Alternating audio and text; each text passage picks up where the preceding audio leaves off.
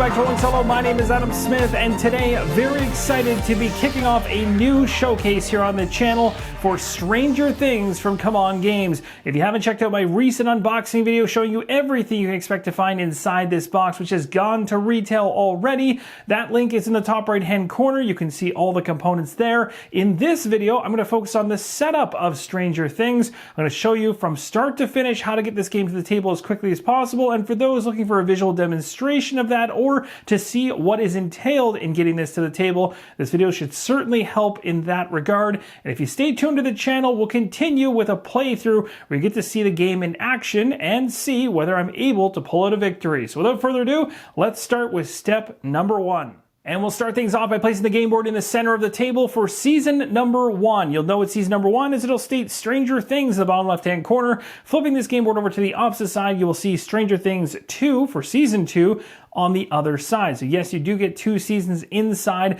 the main box. Now, it's also worth mentioning, if you've watched the TV series, season 1, that's the one we're going to be setting up in this video and playing through, so that will fully immerse you in the experience that much more if you've seen season 1 already. And you'll also be familiar with the upside down, which is the lower portion of this game board. As you can see, reality just above it. Step number 2 is setting up Season 1 Scene Deck and Season 1 Ally Deck. You're going to shuffle both of these and place them within easy reach around the game board. With that now complete, let's move on to step number 3, which will have you finding the action card deck as well as the item card deck, shuffling both of these and placing them within easy reach. Now let's move on to step number 4, which has to do with the level tokens. And you'll take those level tokens and place them all face down. I have left some of them face up, so you can see some of the numerical values that appear on them. The only ones at this step that you want to be shuffling around are the ones with numerical values. You want to take out the ones that have the Demogorgon on them. There's 5 of them. Do not include them as part of shuffling this entire pile face down. Step number 5 is going to have you select 7 random face-down level tokens to shuffle in and mix together with the Demogorgon tokens, of which you have 5 of them, so you'll have a total of 12. Now with those 12 tokens mixed up, you're now going to go ahead and create 3 stacks of 4. Now look across the game board for all spaces that state Rescue Will. You're going to place one of these 4 token stacks in each of them. Continue doing this around the game board until all 3 stacks have been placed. For Season 1, all 3 token stacks are now in the upside down locations on the game board. Step 6 continues the level tokens being placed out on the game board for reference as to where they go and how many you should place.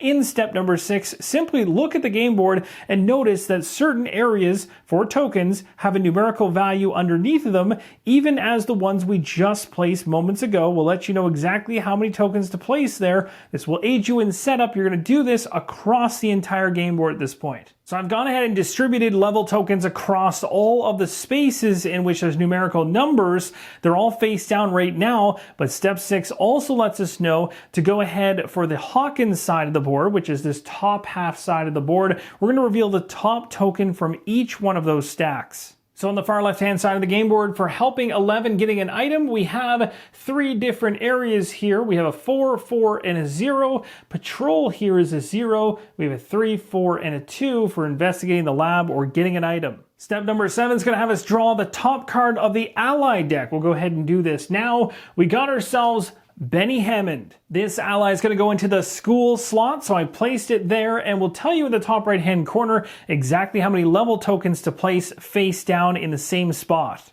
Drawing another ally card off the top of the deck for the Byers house, we got Jonathan Byers. He's going to go in the house location with 3 level tokens face down. Our allies are now in place. We have Benny over here at the school and Jonathan set up at the house. Both of them have their stacks set up. We're now going to go ahead and reveal the top token on both stacks. And we ended up with 2 for both of them. Step number 8 tells us to place a Demogorgon miniature in the school location on the upside down portion of the game board. Step number 9 is all around placing patrols. We're going to have a patrol in the Hawkins side of the game board at Castle Byers, and on the upside down portion of the game board, we're going to have one at the laboratory. Now it's time to choose our characters, and as I'm playing solo and it's a cooperative board game, I can choose to control between 2 and 4 characters.